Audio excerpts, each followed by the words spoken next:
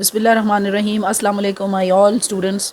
आज हम new Oxford modern English grade 4 की चैप्टर 2 की एक पोएम अ नाइट इन जून की एक्सरसाइज स्टार्ट करते हैं। सबसे पहले ये क्वेश्चन आंसर्स हैं। How are the stars appearing in the sky. Question number 1, how are the stars appearing in the sky. They are answer है कि they are appearing in the sky in 2s and 3s, यानी 2 2 3 3 करके वो आसमान पर जाहिर हो रहे थे, आसमान पर आ रहे थे। इसका क्वेश्चन बी है, have the bird stopping there singing. क्या परिंदों ने अपना गाना गाना छोड़ दिया था या बंद कर दिया था गाना गाना। इसका आंसर है no, the birds are piping yet. अभी तक बर्ड्स जो थे वो चहचहा रहे थे। Question C, where are the little birds. छोटे परिंदे कहाँ थे। They are among the bushes and trees. और जो परिंदे थे वो झाड़ियों और दरख्तों के दरमियान में थे। What sounds can be heard. और कौन सी आवाज़ें हम सुन सकते थे। The sounds of little birds piping, यानी कि जो छोटे परिंदे थे वो चहचहा रहे थे। रशिंग विंड्स, जो कि तेज़ हवा, दूर से तेज़ हवाएं आ रही थी, उनकी आवाज़ें। Gushing sounds of water and cuckoos cry can be heard. तो जो पानी की जो आबशारों से और दूसरी जो नीचे जब पानी बह रहा होता है तो उसकी आवाज़ें और कुकू की जो आवाज़ें थी वो सुनी जा सकती थी। What फिल्स the sky. आसमान को किसने भर दिया, यानी जो आसमान पर छोटी छोटी खोखलियाँ होती हैं उनको किसने भर दिया, किस तरह भरी जाती हैं। The cuckoos sovereign cry फिल्स the sky. Cuckoos जो था वो अपना जो रो रहा था, एक दुख का इजहार कर रहा था, उसने पूरे स्काई की खोखलियों को यानी उसको भर दिया। Y do you think the stars appear in the way described in the poem. ये ऊपर वाले जो ए बी सी है, A B C D E तक जो क्वेश्चंस हैं ना, वो तो मैं आपको बताती हूँ कि वो क्वेश्चन नंबर 1 के इनके ये पार्ट्स थे। और अब उसी से नीचे मैं आपको दोबारा दिखा देती हूँ कि जिसमें अब ये मैं कौन से क्वेश्चन 2 की और बात कर रही हूँ। ये देखें, ये वाले हैं। दीज क्वेश्चंस आर मोर, ये भी हमने ये कंप्लीट किया है। These questions are more difficult, ये थोड़े से मुश्किल क्वेश्चन है तो इनको भी पहले डिस्कस कर लें। Y do you think the stars appear in the way described in the poem. ठीक है, तो अब आप इसको देखें। ये वाला जो एफ पार्ट है जो मैंने अभी आपको क्वेश्चन दिखाया वो वही वाला है। Why do you think the stars appear in the way described in the poem although the sun has set. ताहम सन जो है वो तो गुरूब हो चुका था। And stars are appearing in 2s and 3s। और जो स्टार्स हैं वो 2s और 3 यानी 2 2 3 3 करके अपीयर हो रहे हैं, जाहिर हो रहे हैं। Because there is a little, क्योंकि अभी भी आसमान पर थोड़ी थोड़ी लाइट रोशनी थी। Y do you think the poet calls the cuckoo's cry sovereign. Poet जो है यानी शायर कुकू के रोने को क्यों कह रहा है कि वो सॉवरन है। सॉवरन का मतलब आपको पता है कि खुद मुख्तारी का एक खुद मुख्तार होना सॉवरन होता है, जो कि एक सॉवरनिटी जो है एक अलग आपको पता है कि वो नाउन है और ये उसका सॉवरन है। सॉवरन यानी कि उसने जो एक खुद मुख्तार होते हुए जो एक छोटा सा दुखी अंदाज में कुछ वो गा रहा था, तो वो उसको उसने पोएट ने ये क्यों कहा कि वो सॉवरन है, उसके रोने को क्यों कहा। The cuckoo's cry is filling the sky. Cuckoo का जो क्राई था यानी जो वो रो रहा था, उसका वो जो दुख बयान कर रहा था, उसने स्काई को भर दिया। बिकॉज क्योंकि his sound has become loud, और उसकी आवाज़ जो है वो बहुत तेज़ हो गई थी। और superior than the other sounds, और बिल्कुल उनसे सुपीरियर हो गई थी, यानी कि बहुत ही ज़्यादा आवाज़ हो गई थी उसकी। This is as here, superior than other sounds, दूसरी आवाज़ों से ज़्यादा लाउड हो गई हुई थी। अब अगला है कि answer the question about this line from the poem. ठीक है, ये उसने कुछ एक ऑब्जेक्टिव टाइप क्वेश्चन आपसे पूछा है। The little birds are piping yet. ठीक है, ये है एक। तो दिस सेंटेंस मीन्स, इस सेंटेंस का मतलब ये हुआ कि the birds are little, birds छोटे थे, बट दे आर पाइपिंग, लेकिन वो फिर भी चहचहा रहे थे। The birds are still piping even though it is late. और ये जो बर्ड्स थे वो बेशक लेट हो गए थे लेकिन फिर भी पाइपिंग यानी कि वो चहचहा रहे थे। तो ये बिल्कुल ये ठीक है, ये मैंने इसलिए इसको टिक कर दिया। The birds are piping, birds जो थे वो पाइपिंग कर रहे थे, लेकिन यानी चहचहा रहे थे, लेकिन इसका उन्होंने क्लियर नहीं किया, इसलिए ये हमारे इस ऑप्शन में हम इसको कंसिडर नहीं कर सकते। What time of the day is it. इस वक्त टाइम दिन का कौन सा टाइम था। It is night. ठीक है, where are the birds piping, birds कहाँ चहचहा रहे थे। Among the bushes and trees. What kinds of birds are mentioned in the poem, किस किस्म के पोएम के अंदर जो परिंदों का, किस किस्म के परिंदों का जिक्र है। Cuckoo and other little birds का जिक्र है। ठीक है, note down the rhyming words in the poem. अब पोएम के अंदर जो राइमिंग वर्ड्स बन रहे हैं मैं पोएम के साथ ही आपको बता भी देती हूँ सामने रख के, यानी राइम कर रहे हूँ, यानी हम आवाज़, वो अल्फाज जो हम आवाज़ हों। अब ये देखिए, the sun has long been set, तो उसके साथ the little birds are piping yet, set और येट हो गया। और उसके बाद the stars are out by twos and threes, तो थ्रीज और ट्रीज हो गया, यानी among the bushes and trees. आगे देखिए, there is a cuckoo and one or two thrushes and a far off wind that rushes, thrushes और rushes भी हो गया, and a sound of water that gushes, gushes भी। ये तीनों rhyming word है, तीनों की हम आवाज़ होने का पता चल रहा है, तो ये तीनों आपके राइमिंग वर्ड्स हो गए। And the cuckoo's sovereign cry fills all the hollow of the sky, यानी क्राई और स्काई ये आपके राइमिंग वर्ड्स हैं जो कि मैंने यहाँ पर लिखे हैं। Note down the rhyming words, ठीक है, इन द पोएम ये हमने सारे ये लिखे, trees, trees, trees set yet, thrushes, gushes, rushes, then cry and sky। जैसा कि ये सब मैंने आपको ये वाला क्वेश्चन बुक से के सामने समझाया। Do the rhyming words form a pattern, क्या राइमिंग वर्ड्स का कोई पैटर्न हो रहा है? बिल्कुल हो रहा है, येस इट डज, ये राइमिंग वर्ड का पैटर्न है। Find the odd one out in each of the following list, ये उसने एक लिस्ट दी हुई है जो कि लिस्ट ए थी, लिस्ट के अंदर ए बी सी डी था, उसमें हमने एक ऑड वन आउट को जो कि राइम नहीं कर रहा होगा वो हमने निकालना है। दैट इज़ वेरी इजी, हम बहुत आप छोटे होते से अब तक कर रहे हैं, तो you can do it very easily, you can understand this question easily. Set, met, डेप्ट, येट, गेट, ईट, थ्रेट, तो देखिए ये ईट जो है वो इसमें साउंड ठीक नहीं कर रहा, तो मैंने इसको ऑड वन आउट में ऑड वन आउट कर दिया। Freeze, ease, peace, trees, freeze, peace, रीज, तो पीस जो है that is different in all of these words. अगला rushes, gushes, bushes, crushes, flushes, thrushes, तो जो बुशेस है वो हमारा यहाँ पर ऑड साउंड कर रहा है ये वर्ड, तो हम इसको ऑड वन आउट के तौर पर इसको निकाल देंगे। Die, sky, cry, fry, high, ने, बाय, तो अब आपके इसकी साउंड कर से ही पता चल गया होगा कि ये साउंड जो है वो ऑड है इन सारों में, तो वो हमने उसको अलग कर लिया। इसी तरीके से वर्किंग विद वर्ड्स है, तो ये वर्ड्स दिए हुए हैं जिसमें सेट है, सेट का जो साउंड हमने जो सेंटेंस बनाना है वो है the sun sets in the east, far off, बहुत दूर से।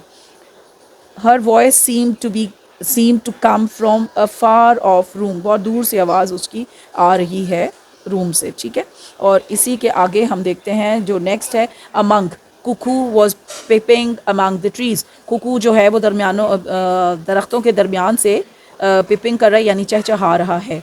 गशेस, गशेस क्या होता है? जब पानी फ्लो में नीचे बहता है उसको कहते हैं गशेस, यानी गश, वाटर गशेस फ्रॉम दी लेक्स, ठीक है, वो आबशारों से, झीलों से जो है पानी बहता है। Hollow, I saw a hollow tree in the jungle, मैंने जंगल में एक हॉलो ट्री देखा। हॉलो ट्री का होता है जो स्टेम जिसकी बिल्कुल अंदर से खोखली हुई होती है, तो हॉलो ट्री उसको कहते हैं। वर्ड्स, मीनिंग्स एंड सेंटेंसेस हैं। अब आप ये देखें कि वर्ड्स, मीनिंग्स एंड सेंटेंसेस में पहला वर्ड है गश, मैंने इसका उर्दू में मतलब लिख दिया पानी का बहना, और water is gushing out from the pond. Sprinkle, छिड़कना। Sana is sprinkling salt on the fruit. Spout, पानी का फूट कर निकलना। Blood is spouting from the wound. Trickle, टपकना। The roof is trickling since night. Drip, रिसना, रिसना होता है ना, रिसना होता है मेरे ख्याल में। Water is dripping from the bucket, जो है बकेट से यानी बाल्टी से पानी जो है वो रिस रहा है। पोर, उंडेलना। Hashim is pouring juice in the glass. Flood, in the glass कर देते हैं, इन द ग्लासेस। फ्लड, सैलाब, flood has destroyed many villages, सैलाब ने बहुत से गाँव को तबाह कर दिया। सर्ज, पानी की सतह का बढ़ना, यानी जब पानी की एक ख़ास सतह होगी या उससे आगे ऊपर पानी हो जाए तो उसका मतलब है कि पानी की सतह का जो है वो बढ़ गई है। There is high alert in the city due to surged in stream, यानी जो नदी हैं उनके अंदर जो है पानी की सतह बढ़ जाने की वजह से शहर के अंदर हाई अलर्ट जो है वो कर दिया गया है, हाई अलर्ट है। स्पर्ट, फूटना, ठीक है, होपफुली आपको समझ में आएगा। दोबारा ही हमें नीचे लिख देती हूँ कि the blood is spurting from the wound.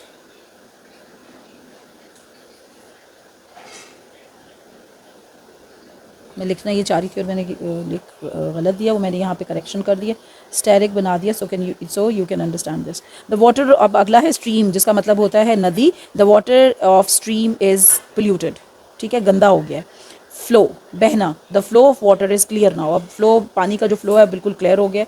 और उसके बाद जेट, पानी के नलके को कहते हैं jet. The jet is trickling since morning, the blood is spurting from the wound, ये मैंने यहाँ पे कर दिया है इसकी जगह, यानी कि इस सेंटेंस की जगह मैंने ये बना दिया है। इसको यहाँ पर भी हम काट भी सकते हैं, ठीक है। इसका जो है वो मैंने ये एंड पे दोबारा स्टैरिक के साथ इसको बना दिया। अब और जो है इसके नेक्स्ट जो क्वेश्चंस हैं, right the time using A 24 hour clock, ठीक है। 24 आवर क्लॉक का मैं आपको यहाँ पे ये क्वेश्चन मैंने किया है। यहाँ पहले देखें, मैं ये आपको क्लॉक इसलिए बनाई so I can make you understand about the time. क्या वो कह रहा है यहाँ पर, उसने सवाल किया है कि write the time using a 24 hour, ठीक है। अब जो टाइम आपको दिया हुआ है 3, ठीक है। अब आपने 24 आवर का मतलब है कि 12 आवर्स वो हैं जो गुजर गए हैं, आपने नेक्स्ट 24 की यानी 24 आवर्स में लेके जाना है। अब हम 12 के बाद यानी 12 के बाद आप काउंट करेंगे, 3 तक आपने आना है, तो 12 के बाद 13, 14, 15, तो 15 आवर्स इधर आ जाएगा, ठीक है। इसी तरह बी पर आप आइए 6 AM, 6 AM इसका मतलब है 6 आवर्स ऑब्वियसली, तो 6 आवर्स हमने लिख दिया। और फिर अब आप है 4 AM, 4 है तो ये 4 हो गया, 13, 14, 15, 16 आवर्स। 12 के बाद आपने काउंट करना है, बिकॉज इधर उन्होंने 24 आवर्स कहा हुआ है, 12 ये वाले और 12 अगले, तो वो जहाँ तक वो आएगा जो आपने टाइम दिया हुआ है, तो वो फिर आपने उधर ही स्टॉप कर देना। जैसे 4 कहा था हमने, 4 तक इसको काउंट किया, तो 24 आवर्स की वजह से हमने 12 के बाद 13, 14, 15, 16, तो 16 आवर आ गया इधर। बी पार्ट 7:30 PM, तो अब 7:30 है, तो अब हम क्या करेंगे इससे, 12, 13, 14, 15, 16, 17, 18, 19, ठीक है, तो 9:30 आवर्स। आपको समझ में आ रही है बात। अब इसी तरह देखें 5 PM, तो अब ये 5 पे हमने जाना है।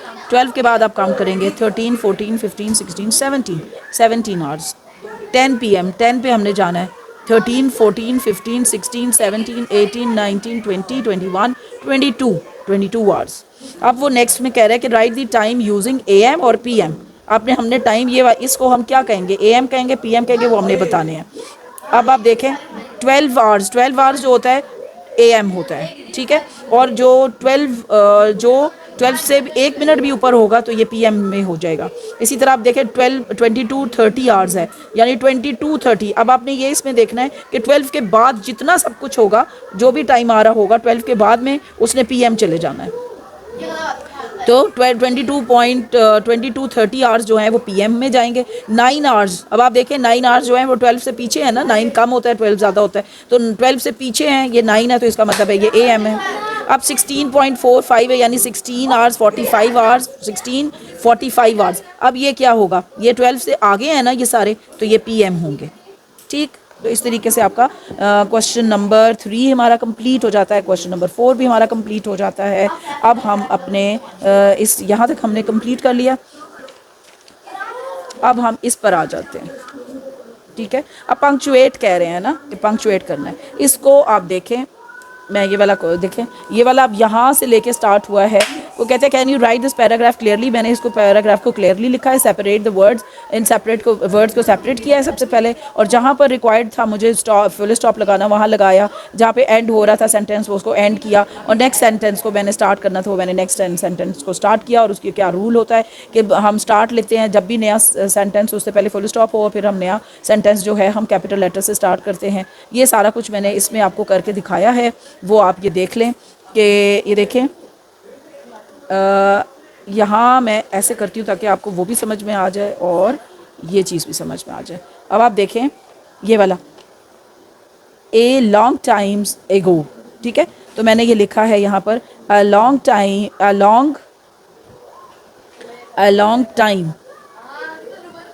टाइम मैं भूल गई हूँ इसमें लिखना। A long time ago people wrote without putting any breaks, breaks है ये, ठीक है,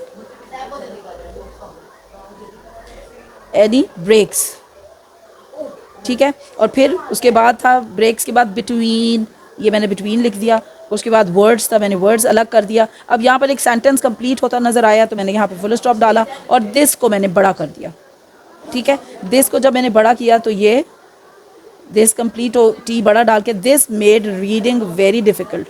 देखें, this made reading very difficult के बाद मैंने इसको फुल स्टॉप लगाया, और यू के लिए मैंने वाई को बड़ा कर दिया। You can see what I mean from this example. अब देखें व्हाट मीन, ठीक है, यहाँ पर देखें यू कैन सी वॉट, ठीक है। I mean from this example full stop it is better to separate the words.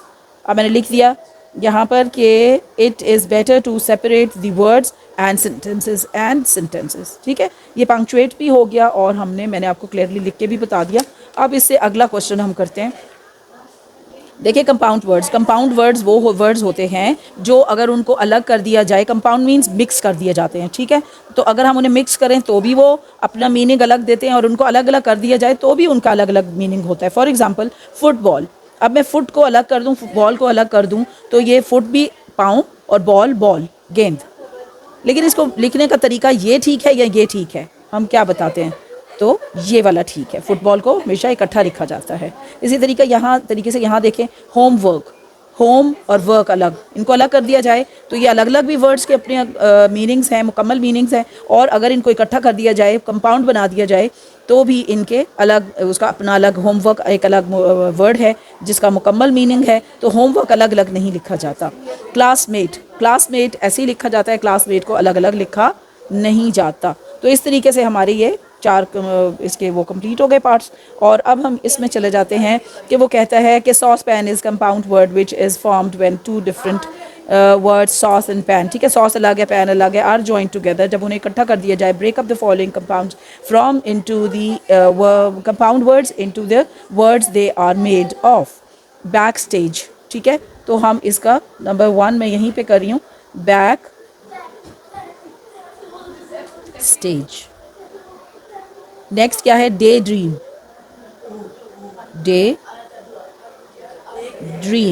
Hand made,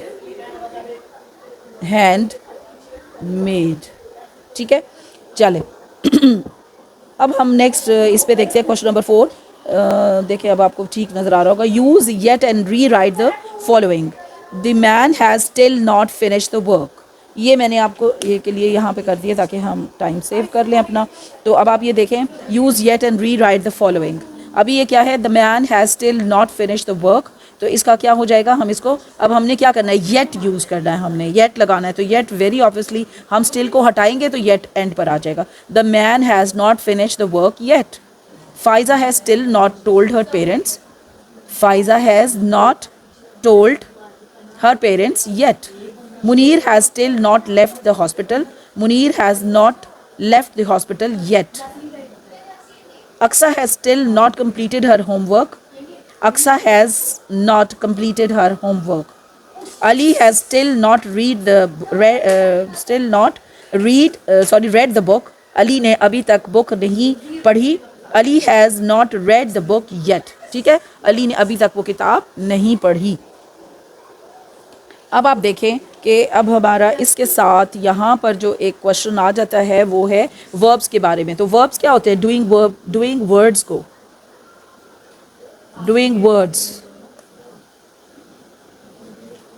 ठीक है। वर्ब्स क्या होते हैं, डूइंग वर्ड्स। वो कहते हैं अंडरलाइन कीजिए जो फॉलोइंग सेंटेंसेस में, जो नीचे दिए गए जो सेंटेंसेस हैं उनमें से जो वर्ब्स हैं उनको अंडरलाइन हम करेंगे। Once upon a time there was a man who lived in a village. एक दफ़ा का जिक्र है कि एक जो बंदा था वो गांव में रहता यानी ये काम हुआ कि वो रह रहा था। One day in the forest he was chopping down a tree for his fire. एक दिन वो जंगल में chopping down a tree, पूरे दरख्त को काट रहा था। For his fire, वो आग जलाने के लिए दरख्त को चॉपिंग कर रहा, तो चॉपिंग, ठीक है। He felt very hungry in the afternoon and wanted some food. He felt very hungry. उसे महसूस हुई बहुत ही ज़्यादा, दोपहर में उसको बहुत सख्त भूख महसूस हुई और वो कुछ खुराक चाहती थी, यानी कि वो कुछ खाना चाहती थी। तो फेल्ट यहाँ पर हुआ, वांटेड इसमें हुआ, ठीक है। ये काम है, एक्शन वर्ड्स हम निकाल रहे हैं। सडनली ही सॉ, देखा, काम हुआ। अ ब्लैक क्लाउड कमिंग, आ रहे थे, यानी कि काम हुआ। टुवर्ड्स हिम, उसने देखा, अचानक उसने देखा कि जो ब्लैक क्लाउड्स हैं वो उसकी तरफ आ रहे हैं। हैवी रेन पोर्ड, क्या किया, हैवी रेन ने poured down and the man took shelter under the tree. Heavy rain poured down, तेज़ जो है बारिश हो चल पड़ी। तो क्या हुआ, एक जो मर्द था या जो एक बंदा था वो उसने द मैन टुक शेल्टर, उसने ट्री के नीचे जाकर पनाह ली, शेल्टर यानी पनाह ली या उसके साए में चला गया। अब ये देखें, took, poured and took. Then he notice, फिर उसने नोटिस किया यानी ये उसने काम किया। The fruit in the tree and ate some, के ट्री में कुछ फ्रूट्स हैं तो जो कि उनमें से एक उसने खा लिया, काम हुआ ये। व्हेन द रेन स्टॉप, जब रेन बारिश जो है वो ख़त्म हो गई, रुक गई, बंद हो गई। He picked up his ex, picked, stopped and went home, उसने अपनी कुल्हाड़ी उठाई और वो घर की तरफ चल पड़ा। तो इसके अंदर आपने देखा 3 यहाँ पर हेल्पिंग वर्ब यानी वर्ब्स यानी कि डूइंग एक्शन वर्ड्स थे। डूइंग वर्ड्स कहते हैं उनको, एक्शन वर्ड्स कहते हैं, वर्ड्स होते हैं, ठीक है, काम हो रहा होता है जिससे, जिन अल्फाज से हमें ये पता चलता है। एक्सरसाइज कंप्लीट हो जाती है और इस तरीके से इंशाल्लाह अब हम नेक्स्ट चैप्टर नंबर 3 के साथ इंशाल्लाह पिप मीट्स अ कॉन्विक्ट के साथ आपके सामने दोबारा मैं हाज़िर होंगी। और उम्मीद करती हूँ कि आप मेरे चैनल को ज़रूर सब्सक्राइब कर रहे हैं और कमेंट बॉक्स में कमेंट भी कीजिए और शेयर भी करें। और इसको अगर आपको अच्छा लग रहा है तो ये मेरे लिए बहुत ऑनर की बात है। अब इसके साथ इंशाल्लाह इजाज़त चाहती हूँ और नेक्स्ट आपके लिए जो नेक्स्ट वीडियो है वो चैप्टर नंबर 3 इसी बुक का मैं उसके साथ हाज़िर होंगी। ओके, खुदा हाफिज़।